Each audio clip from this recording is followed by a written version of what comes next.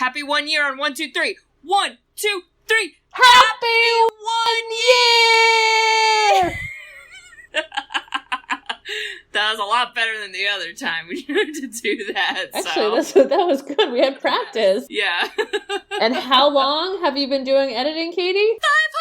525,600 minutes. And more. It's been less or more. Who knows? And more. Who knows? We have episode 54, and there's 52 weeks in a year, and math is hard. Divide by the numerator, square root of 7. We're not sure, but we got here, so Kate, we're here. This is the longest thing that we have committed to as a partnership. Yeah, besides, like, being in the same family, I guess. Besides being sisters. Yes. And you always talk about yourself about being a commitment phobe. Yes. And I don't think you can say that anymore, because I think this proves you can commit when it's worth the time. And this is worth the time. That's true. If it's worth my time, most things are not. So. Oh my god, wouldn't that be awesome if, like, to date you, they have to answer, like, 3 movie trivia questions, and you're like, moving on. And like, they're just questions about our podcast, and they're like, what? I'm like, that's right. Give me the listens, okay? You're like, in episode blah blah blah for the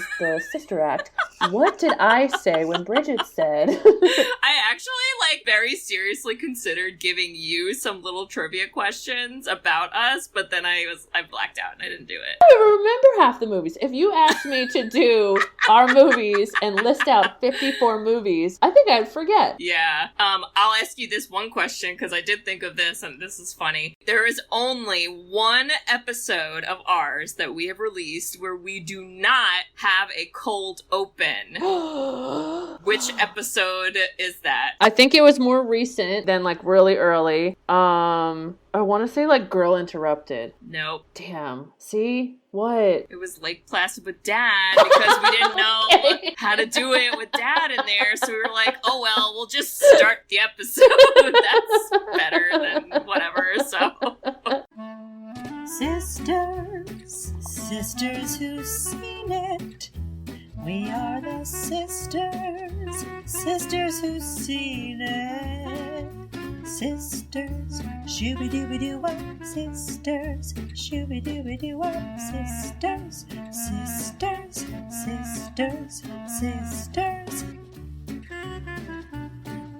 Sisters who've seen it. Hello! Hi there! Welcome back, listeners, to our very special 1 year! We didn't practice that one. Okay, it's alright.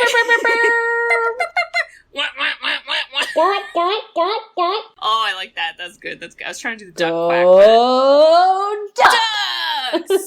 Oh my god, so many things. Listeners, this is a very exciting episode for us. It's been 1 year. I think it's technically maybe a little over a year, but whatever. We don't care. It's 1 year for us, and we picked a really good movie for this episode, and it was very purposeful. Yeah. So, if you have been a fan of ours and listening up until this point, you have probably heard this movie being referenced. Oh, but you know what? Sometimes you podcast for a year and you forget to introduce yourself. So I'm gonna do that first. We don't have a script. We just, can you tell? Okay. All right. So let me introduce ourselves. Listeners, we are the Sisters Who've Seen It, the podcast where 2 sisters who are not movie critics look back on some of our favorites throughout the years through a psychological, ethical, and familial lens. I'm Katie. I'm Bridget. And we're doing D2 the Mighty Ducks! I couldn't hold it in anymore. Woo. Had to fly out of me. When the wind's at your back. Ducks fly together. Oh, and the stars are doing something. Ducks fly together. And when the cows are coming home at the pasture.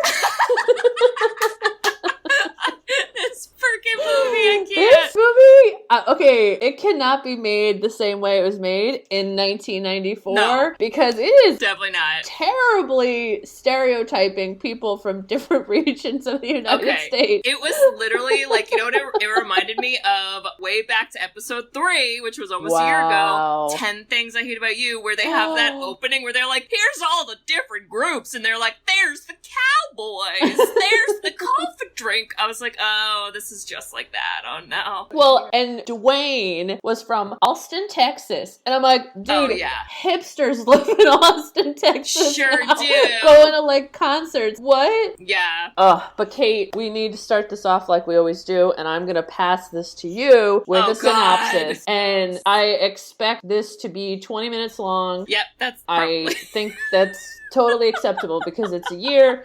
We make up our own rules. Do whatever you want. Let's do it. Okay. All right. Well, we're back in 1994, and just like the first movie, listeners, we start off with a flashback. But thank God this flashback didn't have as much trauma. All right. So we've got a little flashback. It's Gordon and his dad. It's pretty much the same scenes from the first movie that we recycled, so that's all right. That kid probably was like going through puberty in real life, and they're like, never mind, we'll just get you when you were 7 with a scarf on, whatever. Okay. From there, it immediately switches to I guess it's not a flashback, I guess it's technically in real time. You see Gordon Bombay, Emilio Estevez, hashtag Emilio.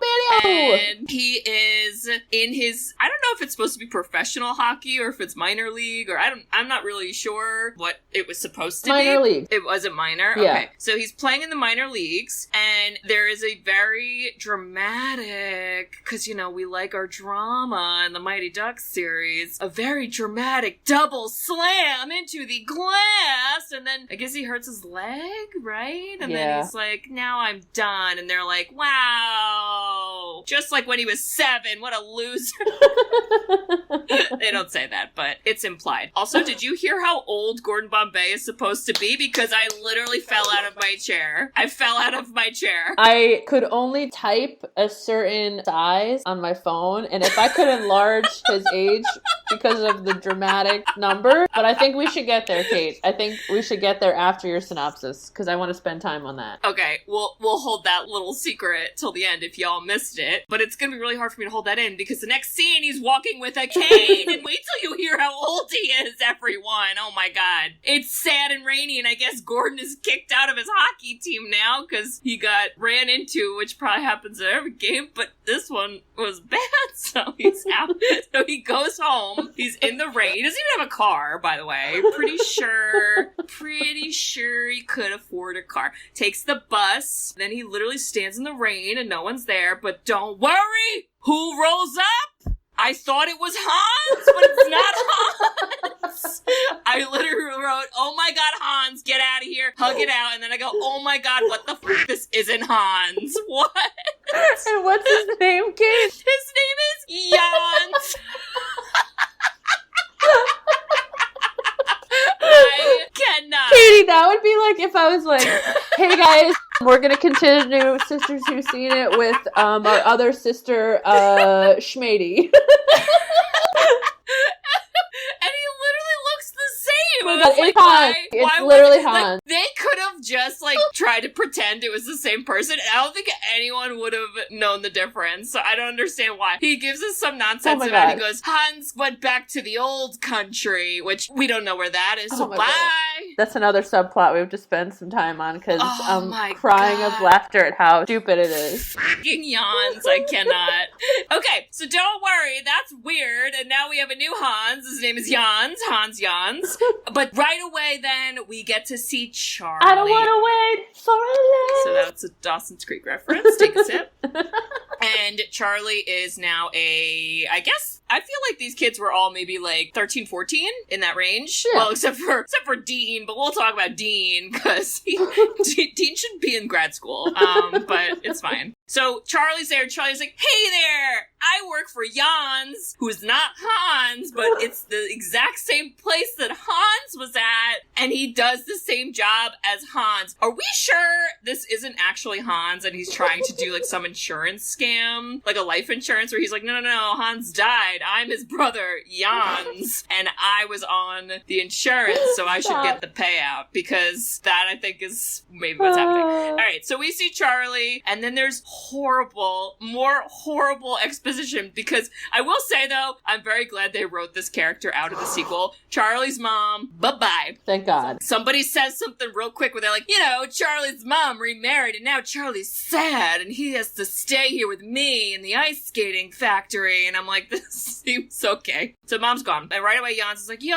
Gordon, what are you gonna do with your life? You're such a loser now. You can't play hockey. And Gordon's like, I don't know. What should I do? And he's like, why don't you go work for Mr. Ducksworth? And he's like, no, he's the worst. And so you're like, thank God we don't have to deal with any stupid lawyers. So that's another positive change. And then Jans is like, yo, you should be a Pee-wee professional hockey coach. And then Gordon's like, no, that's dumb. But then I think in the next scene, Gordon then does that. Hold on. I gotta edit this. Okay. So he's like, you should be a coach. And Gordon is thinking a Pee-wee coach that doesn't really like pay a living wage. And he was like, for Team USA. And he was like, oh, I'm not qualified. That's an actual like bigger salary. Oh, he didn't think he was qualified. Which I'm just like, okay. What has happened? Jans? Continue. So then, we meet Don Tibbles? Did I hear that correctly? Okay. Don Tibbles. Mr. Tibbles. Really good naming in this movie, I gotta say. He's like, Gordon, I want you to be the coach. And then Jan is like, this is all part of my plan. Yep. And so then Gordon's like, cool, but on one condition, I want all my children to be on the team. He doesn't say that, but I'm gonna say it's implied, because like, why are there no tryouts? We're just like putting children on a random team and there's no tryout. This is important, right? This is like the Olympics for children. Like, what's happening? I don't know. Whatever. We get the Mighty Ducks team.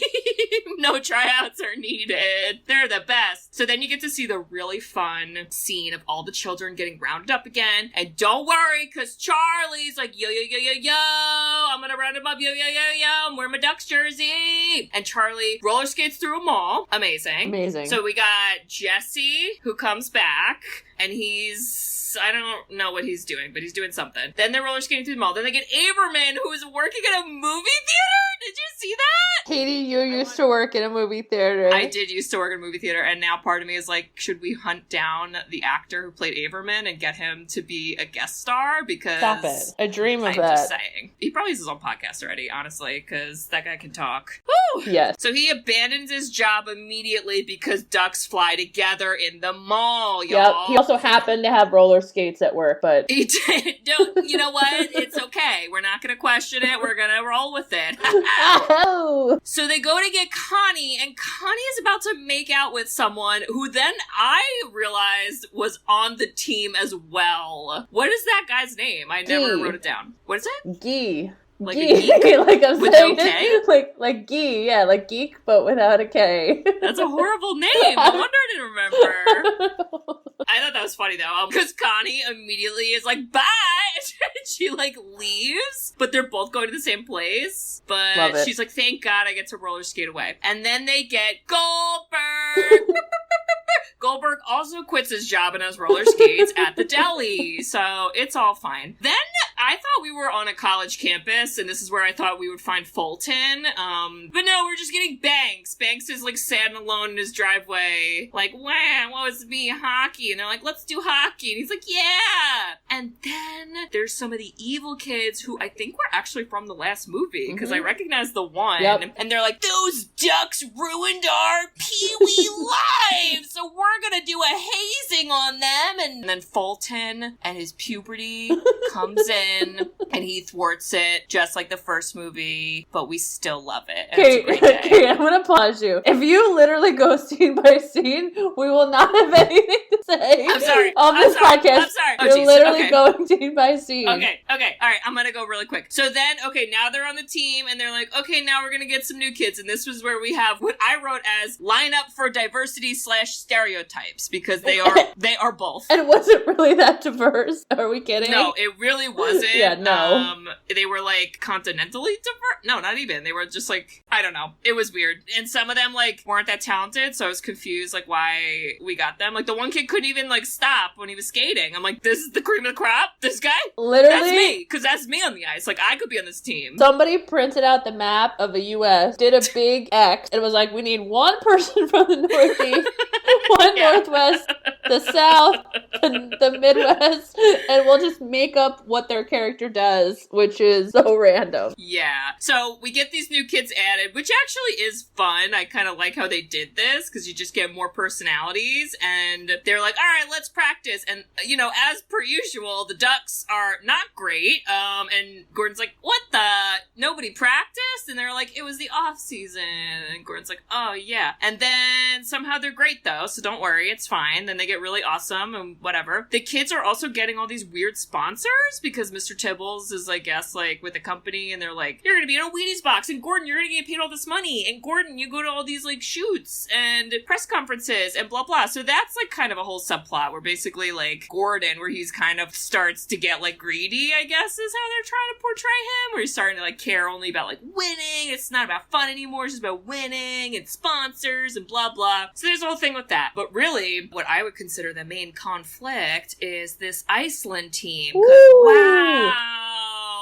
And the guy who is the coach of the Iceland team is called Wolf the Dentist Stanton.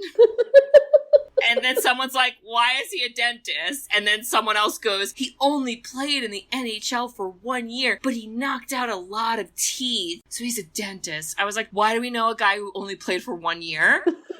That sounds like a waste of your mind space. I feel like there's more important people to know than that guy. So he's Soup's evil, and he basically is taking place of the evil coach from the first movie, but he doesn't have a relationship with Gordon, so it's a little weird why we have such a vendetta, but we do. But we get to see the kids, basically they play a bunch of teams, and they do really well, and then they do lose against Iceland. They lose one game against them, but then they get another chance, because they've been doing great. There's the whole conflict where kids are like, Coach Bombay, you are like just so greedy and you don't care and you're yelling at us. And then there's like that conflict. And then Gordon gets a motivational speech from Jans, not Hans. And it's pretty similar to the speech that Hans made, which leads me to continue my belief that this is Hans disguising as a man named Jans. And he's like, Gordon, you used to love the game. It's all for the love of the game. Get the kids back in for the love of the game. So he's like, all right, great. So they do that. And then we somehow get to the final game against Iceland. And the kids, like, literally got destroyed by them the first time. And they still kind of gets destroyed in the beginning. And then they get a really cool motivational speech that I think Bridget might know all the words to, because you've quoted it a couple times in previous episodes. But it basically gets the kids back on track.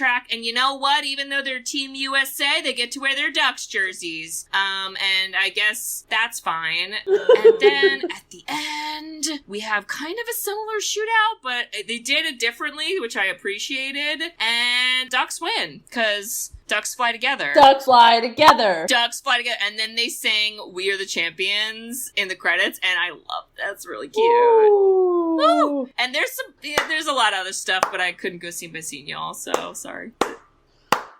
Thanks. If I had a duck whistle, I'd quack it right now. Wow. I think I didn't have to speak the rest of the episode, and you could just do it with the synopsis, and that is our 1 year, is you're just doing the longest, because I was laughing so hard I couldn't breathe. There are so many hilarious things in this movie, and I think because it's in the beginning, we have to talk about Gordon's age, because we get right into it. So, the number is, Kate? 29!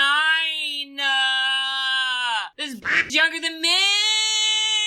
Let's take a backstory into our episode of Mighty Ducks, the first one, which, based on this movie, is only a year later, because they say, like, I can't believe they beat us last season, so we had a year. True. So he was a coach at 28. At 28, he was a rock star lawyer, which, if we do the math on actually, like, getting out of law school, you probably have only been out of law school for, like, 2 years. Yeah. He's top lawyer, also gets a DUI. Sure does! Also is like just a terrible all-around person, and gets paid to do this job because Ducksworth wanted to make sure that, you know, he was taken care of. He then tries to do the minor league, and he is back to doing a peewee hockey at 29, and honestly has lived more lives by the age of 29 than I think anyone I've ever met in my life. Well, and he also dated, like, Charlie's mom, so I'm like, yo, like, she's not 28. Dude, like, she's like older. 40! That's why I was like, what? What is going on here? I literally really thought he was 40 years old. So did I!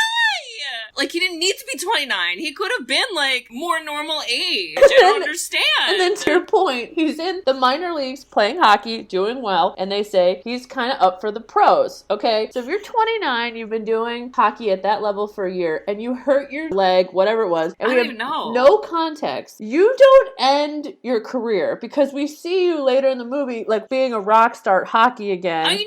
I was like, where's your cane, Gordon? Because you lost that pretty quickly, so I'm not really sure why we had a cane. Well, and if you're 29, your body is young, you will heal and go back to playing in the game. Why did he have to quit his entire dream? Like, that was so weak. Yeah. Like, they knew, they were like, somebody in the room was like, okay, we gotta get him back to the Ducks because we sent him away to the leagues, but, you know, we can't make it like a life-ending injury because that's like too depressing. Like, I had no idea what the thought process was. It's funny, too, because you clearly could tell, like, all of the children are, like, way older. Like, I they're know. little babies, and now they're, like, teenagers, or, like, young teenagers, but...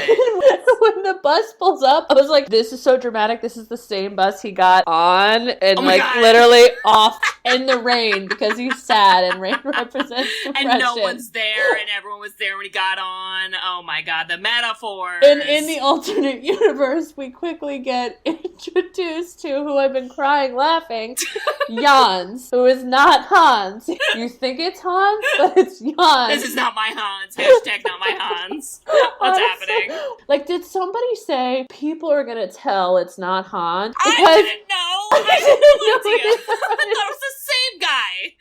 Same exact one. Would have never known. You guys could have got away with it. Like, we're starting a new life, but really it's the same life, and that seems counterintuitive to that plan. So I don't know about it. It is so, like, and you're right. Like, he takes over his job in the same place. I can't. And the fact that he's like, Gordon, I've been waiting for the day that you get this injury because I've been talking to Mr. Tibbles to get you this Team USA job.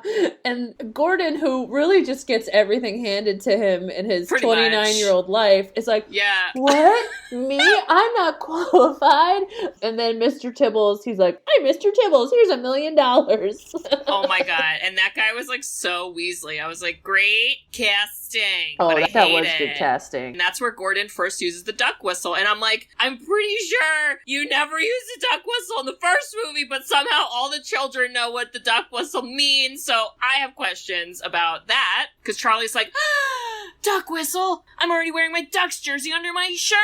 Let's do it. I'm like, Charlie, oh no, poor guy. Charlie literally is just like, first it was Hans left me, then it was Jans, you know, then my coach Gordon Bombay left me, and then like my mom remarried, and then that guy left me, and now I live at home, and I heard the duck whistle, so I'll finally have a dad. You're like, Charlie, it's so sad. Oh my God. I do love that like slew of scenes where they're just getting all the kids back together. I'm like, this is so fun. It's just so fun. The best line is from Averman when he's like, the quack attack is back, Jack. I was gonna say, that's the best line. Honestly, Averman deserves more credit because anyone else trying to say his lines wouldn't pull it off, and he somehow does. We need him on the podcast. Averman, are you listening? We love you. Come here. Seriously, come. Love him. I was like, dude, Averman is the best. Yeah. Okay, part of the magic, I think, of this movie is they've accepted, like, we're gonna do, like, a B story. Like, we're not gonna go for, like, the A+ story, but we're gonna give you what you love, which is, like, montages. Yes. Rollerblading through the mall. Yes. Funny one-liners.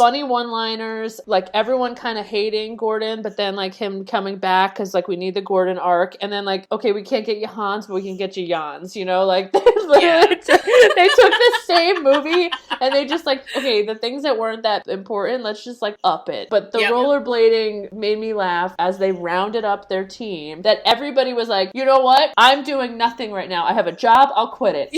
I'm totally at, like, my own house, and I could have to do things today, but don't worry, the Ducks call, and I'm there. Connie's like, I could make out with this scrub, but I'm cool. My name is Connie, so I'm literally gonna rollerblade away as fast as I can. And the guy's like, wait. She's freaking awesome. She's so cool. We love Connie. She is the best. And then, okay, we get Goldberg. And then that's where you see Fulton. And I swear to God, Bridge, this is what I wrote, because it's like you see the evil kids, and they're like, ha ha, yeah, we're gonna get those ducks because this is all we've thought about for the past year. We have nothing better happening in our lives. And then you don't see Fulton right away. You hear his voice and he's like, hey guys. And it's like really deep, So like a deep. man. So and deep. I knew it was Fulton, but I was like, he's going through puberty. And then he like beats up the guys. But then he like didn't go through puberty and he talks normal. What are you doing? You're just talking in scary voices?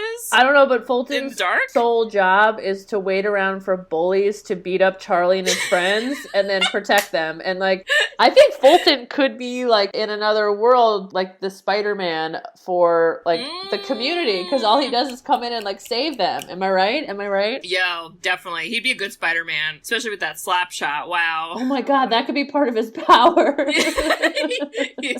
Oh, jeez. That'd be so good.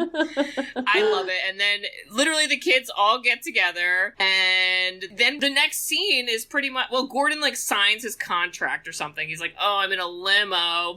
Like the first movie showed how like terrible Gordon was and how Yes. his arc of how he got better. And so they're like, okay, like we kind of feel bad for Gordon because like he wanted to go to the pros, he hurt his leg, and now he's like just like trying to figure it out. So they had to like add in a little evil side salt plot. And this Yeah. was we're gonna pay you tons of money to be the Pee Wee Team USA hockey coach. And I'm just gonna tell you right now, if anybody listening is an actual Pee Wee Team USA hockey coach, I'm assuming you're not making that much money because I was going to say, where does this What? money come from? Is this our taxpayer dollars paying for Gordon's mansion? Because what?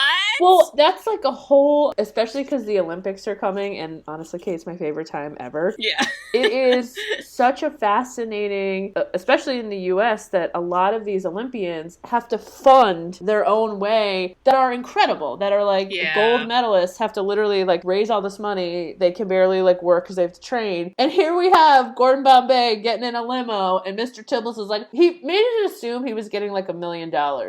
Exactly. We're living in make-believe for Mighty Ducks 2, and we all Yeah. don't care because we're ready to see the crew. We're ready to see the crew because the next scene is our diversity stereotype lineup, narrated by Mr. Tibbles. Did anyone ask for this? We didn't, but we love it. That is Luis Mendoza. He's Okay. from where, Katie? Miami? Yes. Is he Miami, Florida? Okay. Yes. And Okay. to your earlier point, the U.S. is one of the largest countries to pull a giant pool of the best Kiwi hockey players, and we picked a guy that doesn't know how to stop. He doesn't know how to stop! That's me! They're like, but he's so fast. I'm like, but then he slams into a wall, so what is the point? I don't understand. Like, that makes no sense. Who nominated him, Mr. Tibbles? I don't know. What are we doing? I don't know. I was like, okay. And then we get to, which I think this is how anyone that just thinks of the U.S. but knows nothing about the U.S., I think they all think that we're Dwayne Robinson. From Texas? Dude, Dwayne. a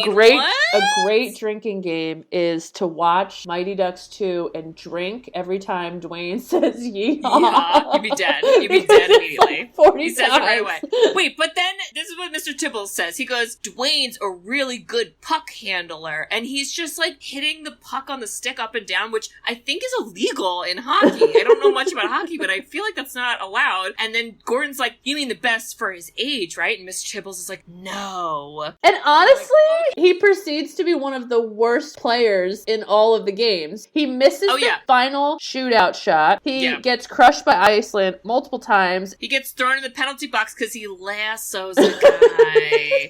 People don't forget. Like, People no. don't forget. And then, who do we go to next, Kate? Julie, and I wrote in quotation marks, the cat. Meow. This is like 10 Things I Hate About You, where I'm like, Cat by Julia Stiles. What's happening?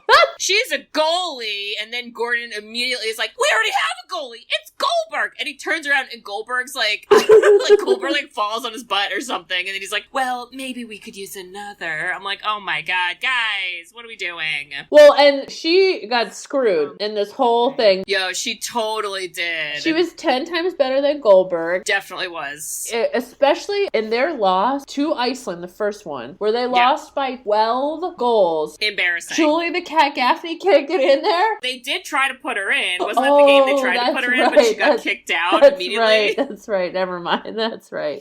Oh my God. Okay, then we get to, there's one scene where they scream this guy's last name. And who is it, Kate?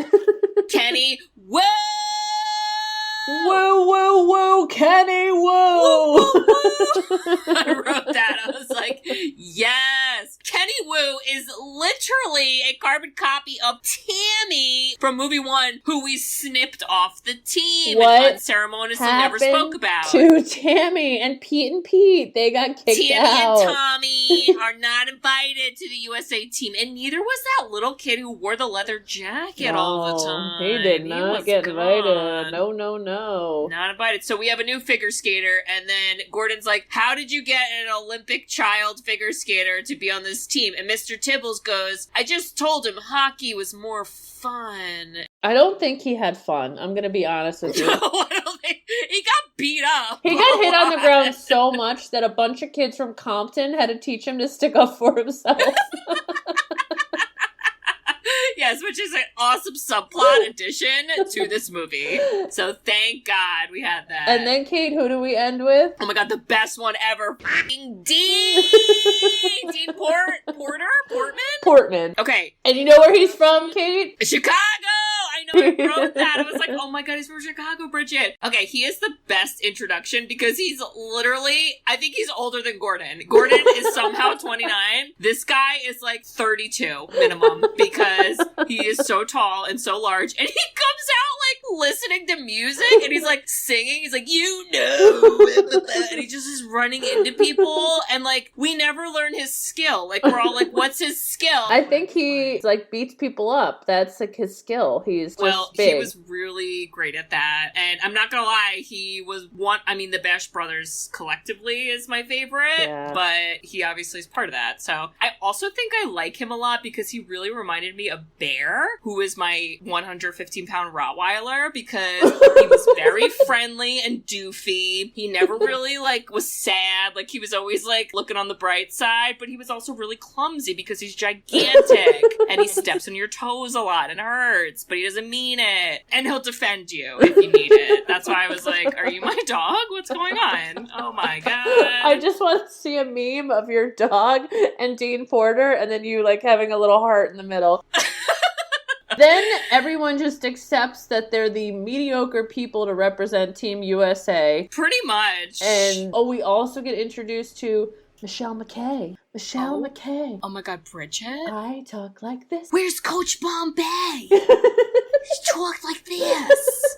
I was like, what is this accent? What is this? She was the worst. There is a scene we will get to that I'm like, this is terrible. Yeah. They have to have a tutor, which, okay, so all of their parents have decided you didn't have to try out for Team USA. Now you're going to not go to school, be taught by some random lady. Yeah, in a field, by the way. We're not going to go to an actual classroom. Hope you have sunscreen, because we're out there. Literally. But to your point of your earlier synopsis, right away we learn that they're pretty bad. The Ducks are real bad. And Gordon has to then do all of his coaching tricks. This is different than the first movie, is they actually then practice for these games. They do. Where the first season, it was just like, well, nice to meet you, the next game's tomorrow. Yeah, it's right now, get ready. He does the thing where he ties all the children together in a big blob, and he's like, y'all are gonna skate together. And then there's the one scene where someone smells a fart, and they're all like, Goldberg, and Goldberg goes, it wasn't me, and Dean goes, no, it was me, and he holds his hands up. And again, I was like, is this my dog? I know that I'm too old to be laughing at fart jokes, but I laughed so hard when he was like, no, it was me. And he's so proud of it. It's so Anybody, funny. if you're in a position where you fart, okay, and somebody else they blame it on, and you're going to be mean and let them blame it on that person, I want you to proudly stand up like Dean Portman and announce that it was you. 2 fists in the air with a proud look on your face. It was me.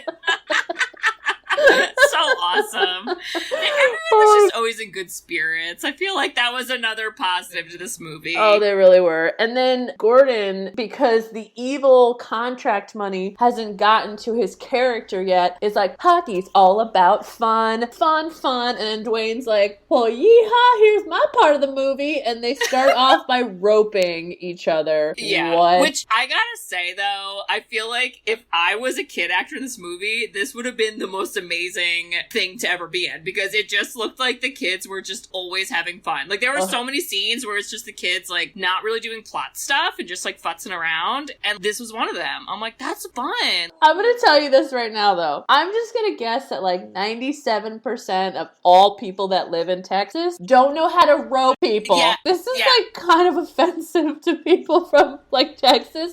So, Dwayne, take this rope and just get on and just pretend your friends are little piggies. And you wear a big hat, and you say yeehaw, and you pronounce Rodeo Drive as Rodeo Drive.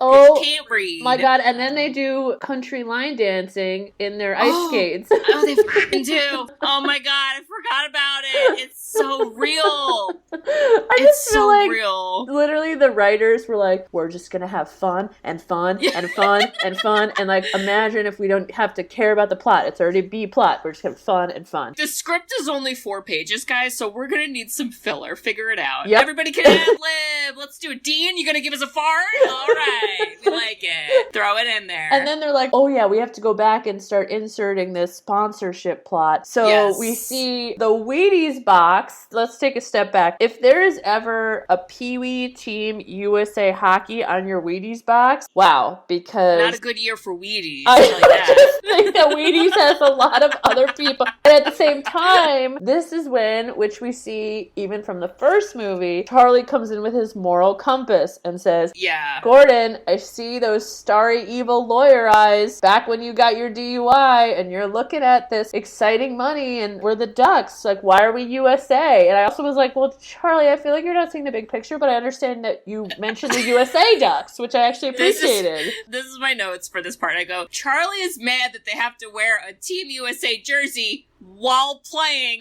for Team USA. Because what? That is so weird. And then don't worry, because in pure America fashion, we move to a classroom discussion where Fulton asks, has America always dominated? Poor little Fulton. I just want to give him a little book that I read to him in the library. You know, he's just one of those people. You're like, Fulton, you poor little cherub. You just don't know. They try to not, like, make too much of an opinion, right? They're like, well, America is like a teenager, and, you know, oh my God, her language is so vague. America is like a teenager. She's like, you know, we're growing, but we're on the verge of greatness. I was like, Michelle McKay should literally run for office. Yeah, I don't really understand what the lesson was about, and there were no books or tests or paper. I don't know, but thank God, because we have a celebrity to come in and save it who is still entertaining us today. The one, the only Kate. Kenan Thompson! Wow. It was starting to get stale, I'll be honest, like the writing. And Kenan Thompson comes in and makes it cool. And I hope they paid him all of the money, because he was one of the he was like Averman. Like he literally stepped up like Averman did. And thank God he's here, because I was starting to get like sick of their like ridiculousness. I think my favorite about that is like he's clearly so much younger than all of them at this point. Like he looked like he was 8 while these kids were now like 13, 14-year-olds. So I was like, okay, he is always alone during these games. He's at every single game. And he's just talking to them. And it is so funny because you're like, who the F is this little 7-year-old? Kenan Thompson. Good burger. Oh. My God. Honestly, I don't know about you, but I was kind of taking a step back and being like, you know, in the first movie, you were like underdog, so everybody was mean to you, and you guys were all actually really nice to all these teams. Yeah. But in this movie, you're kind of like cocky assholes, and you are crushing teams. Like, why do you need to win by like 9? I'm just like, why? And then we have Kenan Thompson that I kind of like is like cutting them back down to like size. Because he's like, I'm a 7-year-old and I know what's up, Compton. Yeah, like thank God was part of this film. So we then, I think, start to get into the tournament, right? Then they're playing the game. Well, they played Trinidad, which it gave me a little Cool Runnings vibes, and I know that's racist, but I think the movie made it a little racist, because you're like, Trinidad definitely doesn't have an ice hockey team. When Trinidad, like, scores a goal, there isn't, like, people playing the drums. Oh my God. It was super racist. It was steel drum, which Oh my God. honestly, I'm like, we could use more of that in everyday life, but like here, okay, this is a lot happening. Based on the 90s fashion coming back, I think if we found a Trinidad Mighty Ducks 2 jersey and sold it on eBay, we would make millions and millions of dollars. We'd make more money than Tibbles paying Gordon. Well, speaking of Tibbles, don't worry, because the next scene is I'm assuming a press conference, and I guess they were just talking about the game, and then that's when they were like, oh, what about Iceland? Don't you know about Iceland, Gordon? And then you hear dun dun dun, and then they're like, everybody gets dark, and they all like look in the back corner, and it's the evil Iceland coach, like so scary. The way that Mighty Duck, the entire franchise, symbolizes evil people is by slicking their hair back. Because, like, that is so true, because then later in the movie, when Gordon becomes a jerk, he has slicked hair. That is so true. Oh my God. I do think there's something fun about, like, the Iceland team coming there and they're like, you're not gonna win. I'm like, honestly, I kind of love that press conference because... That's so scary! He's like, fight me. Ugh. And then Gordon gets his souped-up apartment on, like, again, this Pee-wee hockey salary where he's now in, like, $1 million apartment on the beach of LA. But having Gordon not be, like, near them in the dorms created scenes that then I fulfilled in my childhood sleepovers. The nighttime pranks. Which was the nighttime pranks. You know, like you would dance to music, like the Bash Brothers Crazy All Night. I love that. And then, if you were really crushing it, you tried this epic scene, which was in someone's hand, you put shaving cream, and then you took a feather or whatever to tickle their face to see if they would smack their face. From experience, Kate, they wake up right away. You think? Jesus! Nobody waits until you look like Mrs. Doubtfire with a full face he of shaving literally cream. did. I was like, oh my God. Oh my God. But again, it was like, you know, the writers were like, listen, we kind of have a script, but like, why don't you guys just do whatever you feel, and we're gonna film you for a minimum 10 minutes. Do something. Here we go. They realize that they're like, okay, well, Gordon is now like slicking his hair back a little more, and we gave him like an evil apartment. We gotta go like one step further, and that's starting to go out to ice cream with the Iceland lady. That's where Gordon starts to turning into a jerk, and it's like you said, Bridget, it is another montage, and I wrote that there is the perfect 90s R&B music playing during this montage where he's like getting weird like photo shoots, and then he's like meeting weird people, and he meets Christy Yamaguchi. We're not worthy, my God. And then that's where we go to rodeo drive. I was like, this is okay, we get it. Gordon's turned. Then the cherry on top for the kids is when he goes out for ice cream, right? Would you say? Okay, but again, this scene is so funny because it's literally Fulton and Dean, Bash Brothers full life. They're literally like walking the these girls go talk to him. They're like, who are you talking to him? Like, okay, we'll talk to him. And they're like, hey, ladies. And the girls like roll their eyes and walk away. And then the guys are like, and then they high five each other.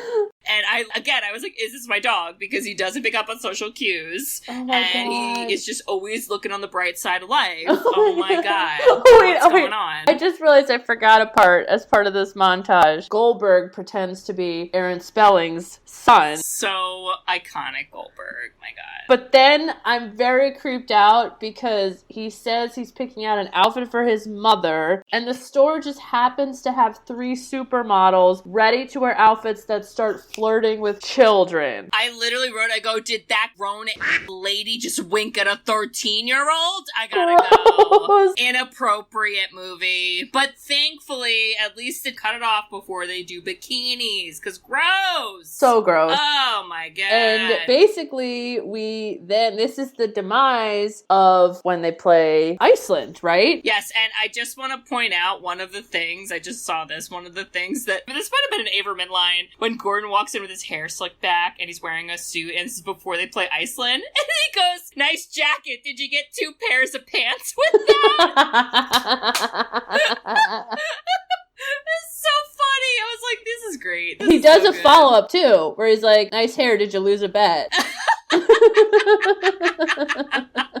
Averman, come on our podcast. Oh, I dream of that, Averman. Oh, boy. Okay, so Team Iceland versus Team USA. This is the first game, because there are 2, and on my notes, it says that LOL at Bash Brother, which is Dean, getting thrown out 3 seconds into the game. Why did he get thrown out? I forget that. So, was it something with the ref? So first he actually was aggressive to like one of their players, and then the ref comes up behind him and he, like your dog, was a spaz and hits the ref. Without realizing it, and then he didn't understand because he's really big. Yeah, that's Here's where I right, don't think he's your dog, because as he gets mad in the locker room watching the game, he takes a chair and breaks it over his knee. Those steroids are kicking in. Sometimes you're 18 posing as a 13-year-old and you just gotta let it out somewhere where no one's looking, you know? Okay, but Kenan Thompson, don't worry, he's back at the game. Thank God. Kenan's here, he's making comments. And then,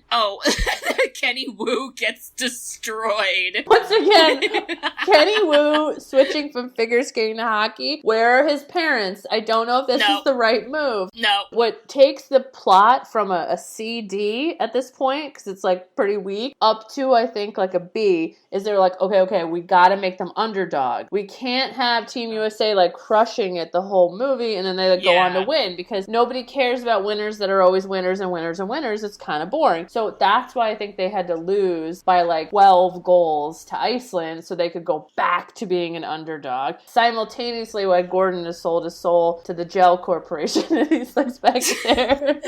Gordon has really crunchy hair now. Simultaneously, this is also the game where Banks, who literally is the only character in this entire franchise who gets pooped on all the time. He gets crushed. He literally did nothing. He's like not evil. He just wants to play hockey. He just wants to play hockey, and he's literally getting the short end of the stick all the time. This is the game he gets hurt because an Icelander like slams his wrist and basically like, I don't know, sprains it or something, and then he's injured. And then that's a new subplot because we have to add things in or else this movie would be 20 minutes. Okay. And Gordon then doubles down on his evil and makes the kids practice after getting beat. That's pretty evil. I had some PTSD from college. We might have had to do that after a game and run sprints. That's horrible. And all it does is make you hate your coach. It doesn't work. Coaches, are you listening? It's not a good tactic. If you're a 29-year-old coach who was kicked out of your minor league professional team at 29, don't do it.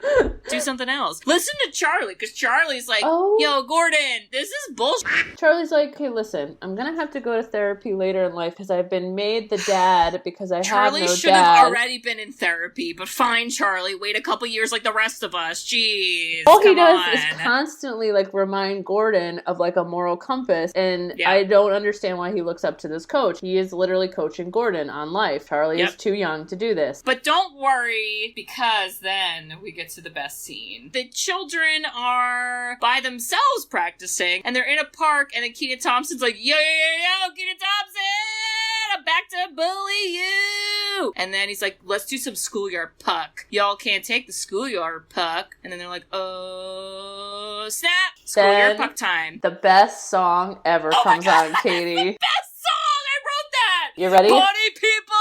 Ooh, tag team back again. Check gets a record back again. Party on, party people, let me hear some noise. DC's in the house. Jumpy joys instead of party over here. A party over there. Party over here with your hands in the air. These 3 hours are getting busy. Whoop, there it is. Is this your Space Jam song because I'm that's sorry, amazing. but I watched this over and over and over, and I learned the words, which I probably still got wrong. Thank you for letting me. You could edit all that out. I just really had to I really had to just amazing. get there. Don't worry, because literally after this scene, I go, this is an amazing soundtrack, and then I paused the movie and I immediately went on Spotify and found a playlist of all these songs, and I added it to my Spotify, so... Brilliant. This is a good soundtrack. They do use music very well, and again, it's this scene is one of the party people! And it's so fun. You know what's fun about it too, though, is again, it's like, the setup is, okay, you guys think you're hot we're like street kids, we're gonna do quote-unquote schoolyard puck, so you're like, oh, it's gonna be like mean-spirited and they're gonna get beaten down, but it's not like that, it's fun. And then the schoolyard kids are like, yo, let me teach you how to do like this, and Kenny Woo, this is how you beat up someone, and Fulton, here's a knuckle puck, and you're like, this is a great day. We made new friends here today. I literally wrote, why do the Compton kids have to do more coaching than Gordon? They're not getting paid. They gotta go back to their homes. Yep. Nobody's offering them the USA hockey slot. Come on. It's a good metaphor for America. I literally do the same thing. I go, random street kid is a better coach than Gordon. Same.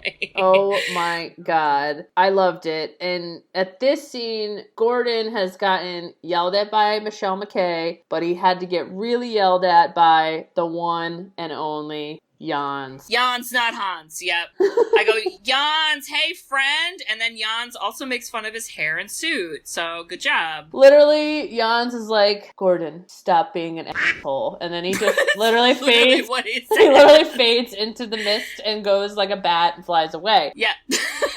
After this, I think this cuts the plot back down to a D-list movie, which is Gordon then, as he always does, because he gets a million shots in life, because Gordon gets everything handed to him, decides to be super late to a game that Michelle McKay has to pretend to be the coach, and Charlie, once again, the only adult in the room, has to say, I know, instead of us forfeiting, because we don't have our coach Gordon here, Miss Michelle McKay, would you please pretend to be our coach? The ref obviously has not been paying attention to all the endorsements. Refs don't give a...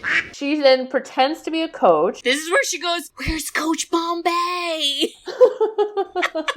This is when I thought this is close to a Bob scene, where the game is already happening. She's already trying her best, which is aka Charlie coaching, and he comes in with a duck whistle. Duck whistle! And never apologizes for being late. He disrupts the game. Somehow everyone's letting him duck whistle everywhere. And then did you see what he did? Did I f***ing see, Bridge? I hate it. I go, Gordon, I'm sorry. Please don't be kissing random ladies. Too much. It was so gross. I was like, if a coworker ever kissed me on the cheek because they were late to a meeting, I would literally be in HR's office listen, someone needs to handle Gordon. His hair is slicked back way too much, and I can't take that kissing on the cheek. Yep, that's the worst. And then immediately we go to Flying V! Because that's what we all want to see. And also, the Iceland coaches were at this game, and I was like, y'all already won. Take a chill pill. Jesus Christ. Ridiculous. You guys are aggressive. Ridiculous. And this is where there's again, this little subplot where Banks is like, my wrist is fine. Gordon's like, no, Banks, no. You're injured. I can't let you get injured anymore. You're gonna have to sit out. And then Banks is like, wah. And then we don't care because Charlie recruits Kenan Thompson. Oh my God. Charlie is like, you know how I always said I'd be a better coach than player? And I was like, Charlie, you need to go to therapy right now. Freudian slip. Oh no. You need to go to therapy right now. But seriously, I was like, thank God Kenan has put in the work. He didn't audition. He didn't try out. He didn't do anything, but we don't care. And Gordon literally never sees him play until a game, but we don't care. And then Kenan goes, you never heard of my knuckle puck? Amazing. I hope that Kenan introduces himself like that in real life. Y'all never heard of my knuckle puck? I literally hope that you're like, oh my God, are you Kenan Thompson? He's like, you ever heard of my knuckle puck? It's amazing. And then there's another like fun skating montage. I don't know why, but we do it because it's fun. And then Gordon's like, hey guys, I have a fun idea. Let's play around with a beach ball. I'm not really sure what we're going to do with this beach ball on the ice. There's pointy skates on our feet, but it's fine. Don't worry. The Iceland coach literally busts in and he pops the beach ball. This is like, I am the evil character. I popped the beach ball. Yeah. This leads to us not believing in Gordon's injury because he has the most intense game with the scary dentist dude. And he wins. He like beats him too. So I'm kind of like, okay, so like, why can't you go back to playing hockey? Like, yeah, you're obviously healed. Yeah, like that was weird. And then the guy, like, he hits his leg, which, like, fine, but then he's never walking with a cane. Like, he never even talks about it again. So again, you're kind of like, so why did we have that scene? Like, we know he's evil. We know he's evil. We don't need another scene about him being evil. We could have skipped that whole part. So bizarre. Save the beach balls. And then, because we just have random subplots, somebody was like, oh crap, Adam Banks' contract says that he has to be in the final game, and we made up a wrist injury, so because we had to get Keenan on the team, because we don't know how to count, and oh god, this is terrible, what do we do? And then like, I know, this is the moment for Charlie to volunteer himself and officially give up childhood and be a coach. Yep. Charlie was like, I've been waiting for this moment my whole life. So has Jan's Hans. We've all been waiting for this moment for me to not play in the final game, which is arguably the most important, but no, it's fine. I swear, this is what I want. I swear. Oh, God. Okay, Kate, we are getting to the final game, and Woo! I need to call up our special guest. Wait, you want to wait till he comes up to give a proper introduction for our listeners? I am going to pump him up while telling him to come in this room. Can you play Party People and have him walk in? Take back again. You just sing this song and have him walk up. Hold on, let me open the door. I don't even think he knows where I am. Hold on. You're literally the tag team back again. That's Oh, you, Party that People! We're our old Bash Brothers. I don't know where he is. Hey, Katie, look who's here. Yo, what up? It's Katie. Bridge, give an introduction for the listeners. Listeners, this is the one and only David Coleman. So honored to be here. We are going to link his IMDb page. Close. That was almost the right order of letters. What is it called? It's a BDIM. Whatever it's called. And I think if you were in this movie, I think you'd be a good Charlie Conway. Oof, that's so flattering. You were probably the right age, too, I bet. Definitely. He was a little older than us, no? I looked up to them as like adults and teenagers, I think, when I saw it. Oh my god. Listeners, Dave Coleman was the bartender when I turned 21 at the Hotel Chantel Holiday Inn. Kate, I don't remember anything. well, from then. no, do you remember the one thing? Because this is when Dave cut us off. I fell on my butt in the bar. You sat on the chair, and the chair fell over, and then you fell over onto the ground. And Dave said, maybe you guys should get pizza. I'll meet you at home. Listeners, Dave Coleman is a straight up, like, I honestly consider you as a famous actor, and I know you probably don't feel that way about yourself. No, he is famous. You have been in cool things. Very cool things. Yes. And I am the worst that I can't, like, list all of them, but I say you were in Blue Bloods Bloods is one of the biggest ones. Thank He you. was in an incredible, like, vodka commercial, which I think blew up. Smirnoff. Smirnoff. I'm huge in Canada. I love Canada, so I'm going to look it up right now. It's amazing. Oh my god. And I feel like you've had, like, other parts, but I can't think of a movie or show that people would then hang on to. This is your moment to brag, because we have, like, a huge following. Stop laughing at that, Bridget! We do, kind of. You guys are blowing up right now. What was it? Oh, 5 States of Fear. That was the NBC horror movie. I think. Ooh! Oh my god, I love horror movie with the bees! With the bees, right? Ticks. Yeah. Oh, close, the ticks. Close. They're the bees of the ground. Do you die in it or do you live? I died. Yeah. Yeah. I died. All right, Yeah. I love that. Yeah. Not that I love that, but like I love horror movies, so I'm gonna And watch that. there's another movie on Netflix, but I feel like you hated your character, so I won't say the name of it. No, but go I ahead, watched please. your whole movie. Well, you were the personal coach. Oh, Weekend Fix. No, I like Weekend Fix. You do like We Weekend should Fix? plug Okay. Weekend Fix. He is the funniest personal trainer coach, and he wears spandex like I have never seen. That will make this blow up, Katie. We need to link that too. No, I don't think so. I think it'll detract. You- But it's a good movie. It is. It was made by a Canadian guy. Face. You were with Graham Greene, who Graham was Greene, in Dances with Wolves That's and right. other stuff because he's a Native Wow. American actor. Yes. Okay, also, while our family introduced us to B-list movies thanks to Dad, Dave introduced me to good movies, to like A-plus movies, and when I lived with him, he laid out movies for me to watch because he was training me for this moment. For this moment. I knew Which there would be a For podcast. D2, the Mighty Ducks moment. The moment we review Okay. Mighty Ducks in our nostalgic podcast. Oh, I love that. Well, Bridget said to me, she was like, do you want to do this movie podcast? Maybe tomorrow you could pick a movie we watch. And I was like, no, I want to do Mighty Ducks too. Like, I love Mighty Ducks too. Like, this And- movie's masterful. And Dave... It is so good. I It's just, so good. I just want to tell you that I maybe didn't hype this up enough, but this is our 1-year anniversary episode. We did this for wow. is 1 year. One whole year of Katie editing this Katie, podcast. I hear you are the heart and soul of this podcast. She is. She is.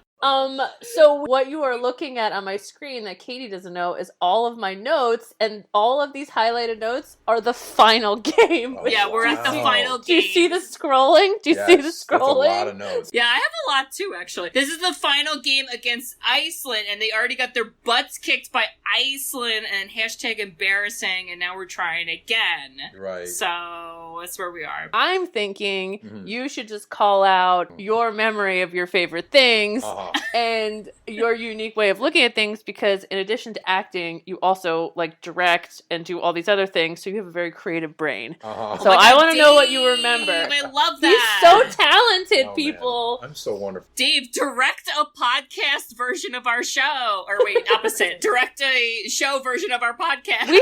We do have some good movie ideas. Write it, direct it, find everyone to do it, and fund it. So Got it, it's got easy, right? That's it. Yeah. Yeah. Okay, we're at the final game, Final and game. we're playing Iceland, because that's how they cheer. Right. They're the worst. Dave, what is your memory about this final game? So if I remember correctly, the first game is lost to Iceland because Gordon Bombay. True or Whoa, false? hot take. That's a hot take. Absolutely true, and we have Yeah. learned in this episode that the more evil Gordon gets, the slicker his hair gets. Right. And that was at peak slickness. Right. And he looks like Wolf. Like Wolf has that haircut. Yes! Coach Wolf and him have the same cut. Really questionable, this blonde gal he goes out with. Like, she's Yo. a 00 agent? Is Pee Wee Hockey this serious that you have a 00 agent? I don't know, but Yo. seems intense. Yeah. Like, she suddenly turns evil after that when they have the one-on-one. Am I wrong? No, you're 100% right. And We honestly, don't talk about that, Kate. We That's forgot funny. to No, mention that. but they bring that up because they're like, in the first game, they lose, and they're like, it's like they knew all our moves. And I'm like, you don't have that many moves? So, like, we all know your moves. Right. Everyone knows Like, the flying sure. goat. But they blamed it on the Iceland lady. They're like, she knew all our moves because, like, you told her on your date or something dumb. And I'm like, Wow. I don't think that needed to be a plot thread. All I learned from their date was Iceland is green and Greenland is ice. Yes. And that Yeah. was my America lesson. So, yes, Dave. Okay, sorry. so you call that So out. Gordon Bombay loses the first game for them because he's so, he's Mr. Big Shot. Yeah, he sucks. And then they get all together, they learn street hockey. And then this final game, they're off their meds. Like, he's using his rope. Dwayne that. uses the rope to get... Yes! This is where the lasso comes in! Yes, the Bash Brothers my get a third God. Bash brother. Kenny Woo Woo Woo! Kenny Kenny Woo. Woo! Sorry, I already got to say that. I couldn't wait to say it again. A great quote.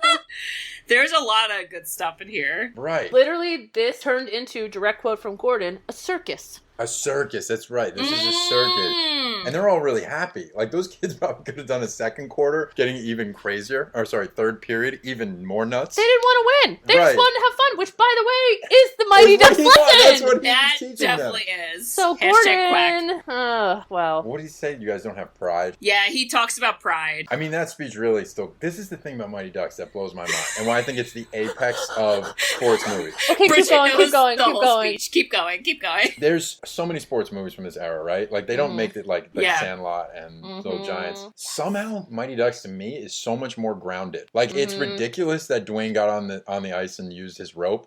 Yet when Gordon Bombay starts naming all the states, like all the players, be like, Bangor, Maine. Like, every time I still choke up, and I don't find it cheesy. That's what's amazing about this series, that you're still like, you believe in the reality of them winning and losing. 100%. And I have not realized my obsession with this scene because I've quoted it for a year. There's been minimum like 5 podcast episodes where Bridget will start quoting that and she'll be like, oh, I'm sorry, that's from Mighty Ducks too.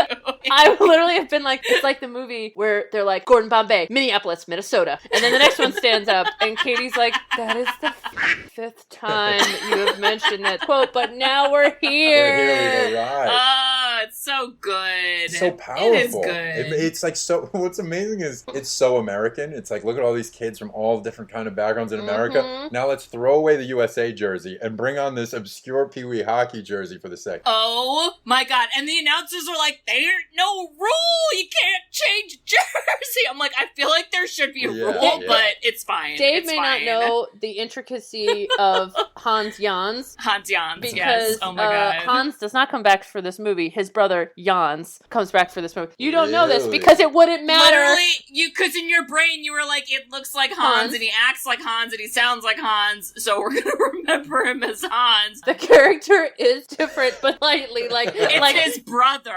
Literally so stupid. But in the first one, Hans has all of these hockey rules that are like out of control. And I'm pretty convinced that Jans was the one that was like, we could wear this uniform because in section 5 of page 229 there are no Pee Wee hockey rules of changing uniform. The jerseys they wear in this movie are different than the jerseys from the first movie. Right. This is like the jersey you remember. You remember this logo where it's like it looks like a hockey mask, but it's a duck. And like the one from the first movie was just like a straight up duck, which is like kind of lame. Yeah. So thank God we didn't do that again. And we saw the word mighty because in the first movie, fun fact, they literally only say the word mighty once. And now they're like, we gotta get that shit on a hockey jersey. Hans Jans is like, I've been working for a year to make this. It's all coming together. Hans Jans. You've made him one man. He is one man. Wait. Okay, I want to know, in the chaos of final game, what is your favorite moment? Because obviously the speeches have spoken to you and tickled your heartstring. Can it be post game or has to be in the game? Anything you want. Okay, my favorite thing post game is, first of all the Icelanders have like Russian accents. They have the worst. Yes. I love it. Well, apparently the writer wanted them to be Russian, and then Russia was like in a bad place, and they're like, no, they're not strong enough. So Iceland doesn't even like qualify for junior Pee Wee hockey. Like, they want to. Actually, all the teams they play are like terrible. They played Trinidad. The first fun fact comes from our guest, Dave. Wow. So Iceland's so random, but also the accents. And when Gunnar says to Charlie, he's like, "Good work, Captain Duck." Like, get the. Good work, Captain Duck. And how moving is it when he's like, let's go shake their hands? You're like, yes, let's. Okay, also we have to call out, and Dave, you may not remember this, that Dwayne Robinson has a crush on Connie and ropes someone and then gets 2 minutes for roping. And they said 2 minutes for roping, never seen that before. And I was like, I hope we never see this again. And literally, like, you should have got more time because, like, what are we doing? There's, like, multiple penalties happening in this one scene. To say, there's so many penalties. You gotta wonder how Iceland didn't go up 20-0. Bash Brothers go in, right? Don't the Bash Brothers go in with Kenny Woo? Kenny Woo becomes the third Bash Brother. So you have 3 Yes, he did. out. Kenny Woo beats up a guy, and then he only gets like 2 minutes, and everyone's like, "Yay, you're awesome!" That's 2 minutes of gold. So Iceland should have gone up by 10. And then Connie and Dwayne go in. Yep. You had multiple times where Iceland, the best team in the world, somehow didn't advance in points. This is also, and Dave and I talked about about this before, where the most epic Little Giants trick play happens. Oh my god! I'm so glad you said that because I literally wrote, I go, yo, Charlie is trying to get them to do the annexation of Puerto Rico. Well, wait, and two scenes. One, when Dwayne, like, flips the puck and they do that crazy thing. But then, oh my god, literally Goldberg and Kenan Thompson switch jerseys. And somehow Kenan Thompson and Goldberg get naked in the ice. Nobody sees it. Right. It's totally realistic and normal. It happens all the time. And the best part is Kenan needs to take his helmet off to let you know it's Kenan. It's like, why did you take off your helmet? It's a good call. It's like, they did this amazing trick, and now you're like, gotcha. Also, the first time Kenan was too slow, which is why they're like, we have to fool them. And then he takes 9 million years to skate up in his goalie pads, take off his helmet, and be like, it's knuckle puck time. And then Wolf screams, he's like, it's the goalie! No, I literally have it. He goes, no!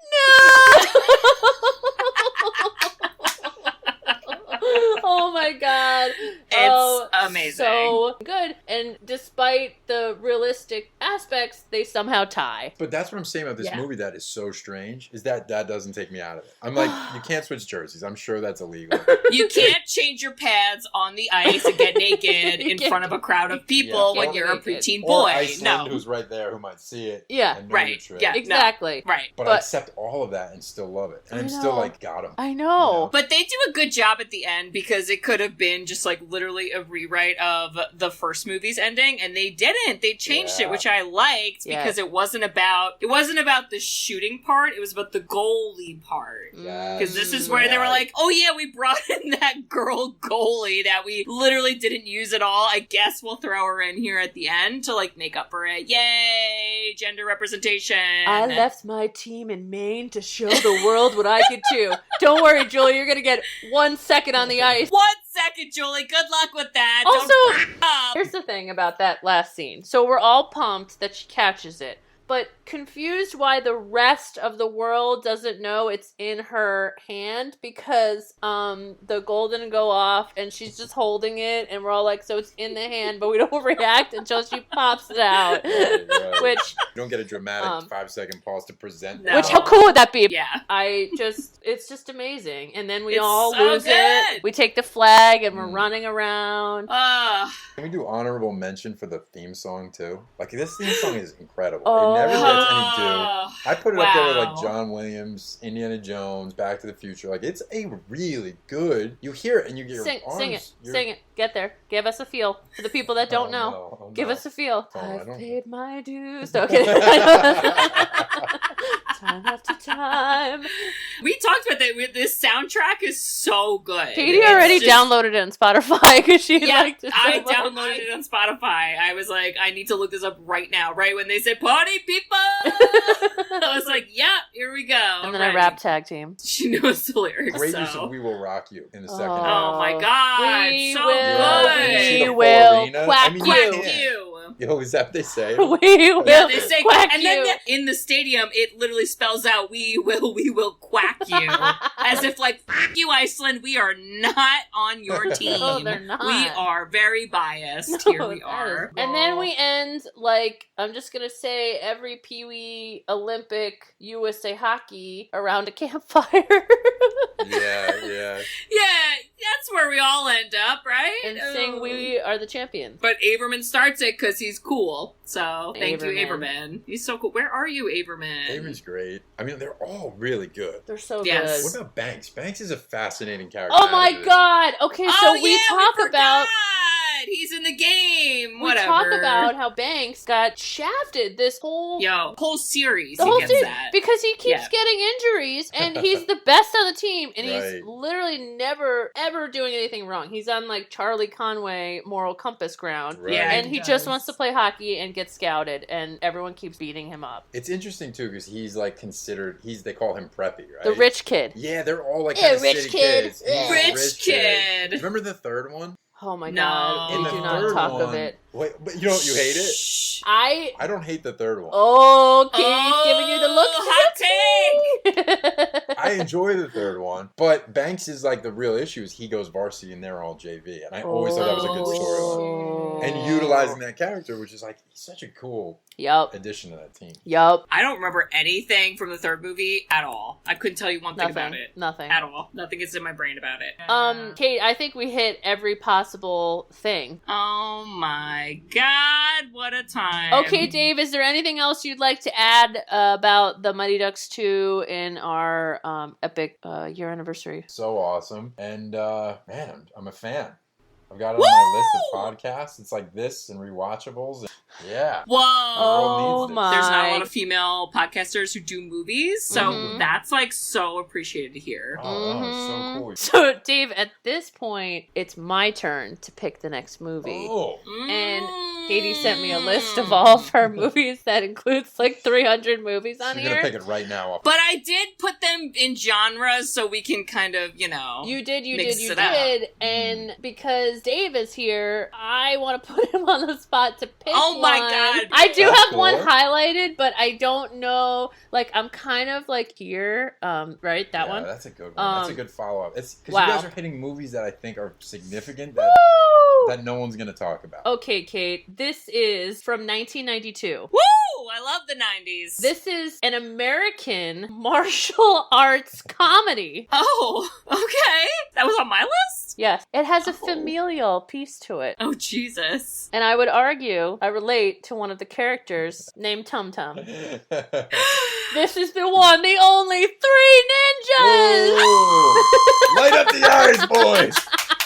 Oh. Picked from Dave Coleman! Wait, and we definitely have referenced Three Ninjas on this podcast because we sang the song Rocky Loves Emily.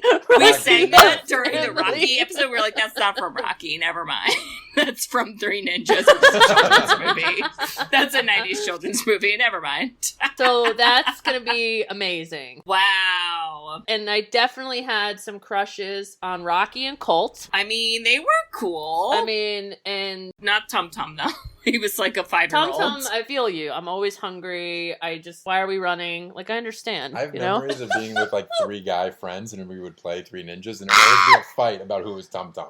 There's always like someone had to be Tum Tum. Tum Tum was the best. But now as we get older, was cool. Yeah, now I would want to. We like Tum Tum. Okay, well, Kate, Dave, this is Bridge. how we end it. So if you could just naturally follow along, Yeah, or we'll sure. really check if you actually listen to this podcast. Mm. But Kate, I just want Bridge. to tell you, I love you as much as Averman loves nailing one-liners. Wow, that's a lot of love. Yeah, yeah. Well, and Bridge, Yeah? I just want to say, I love you so much that if you owned a Willy Wonka like skate shop and you made your whole life running this skate shop and mentoring Gordon Bombay, and you wanted to go back to Germany and you wanted to meet your sister who has the same name with one different letter to take over your factory and then follow up with the plot line, I would say, no, that's really dumb. Just keep doing what you're doing because I love you.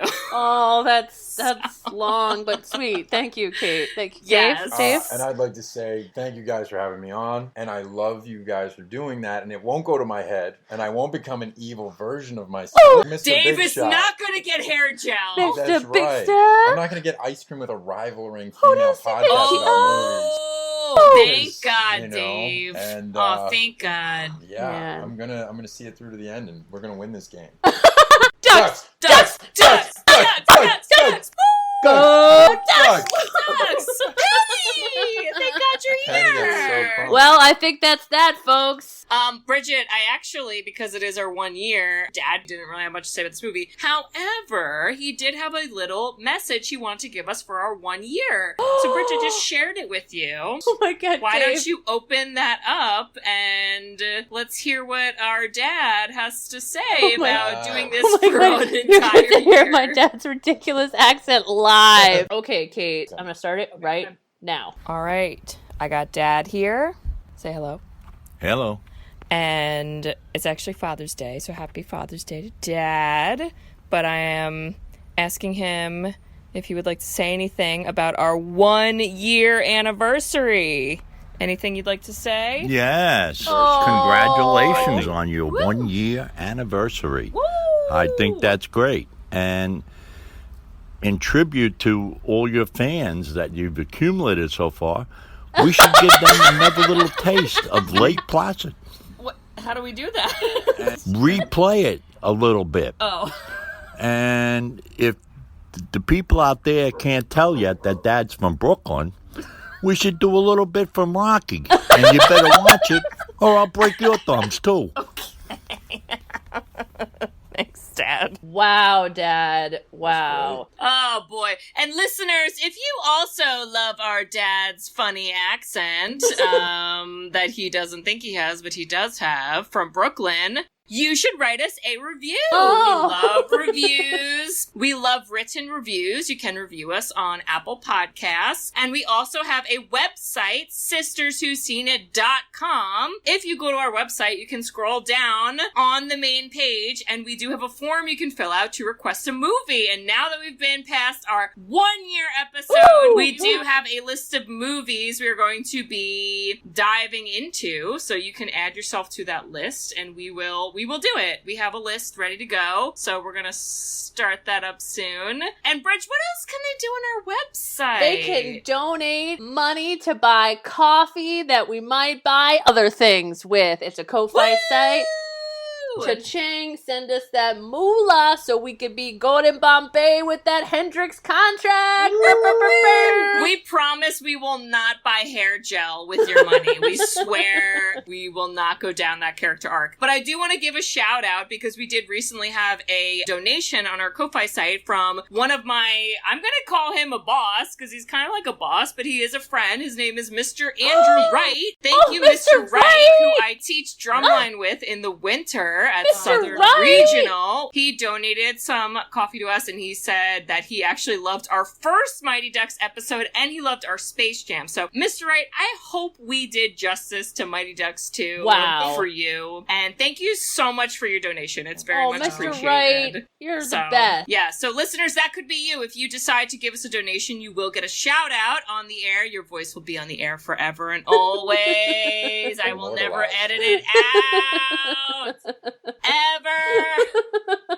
And Kate, a big thanks to the one and only Dave Coleman. Oh my God. Clap it up. Clap it for up. Dave. Clap Listeners, it join up. in.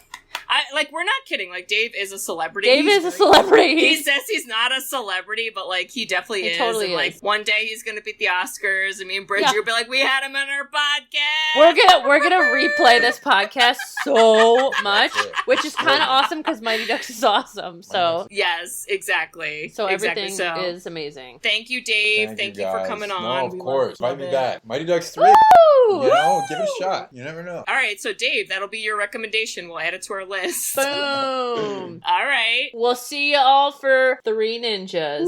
And I will be Tum Tum. I will be the Grandpa, which I think his name is just Grandpa, maybe. I'm not sure. We're the lamest character. He's an Asian grandpa while everyone else is white. It's totally normal, everyone. Don't worry about it. We'll probably have to address that next Okay. week. Okay, bye-bye, everybody. We love you. Bye-bye. Bye-bye. Love you. Bye-bye. Thanks for tuning in to Sisters Who Seen It. You can listen to us on Spotify, Apple Podcasts, or wherever you listen to podcasts.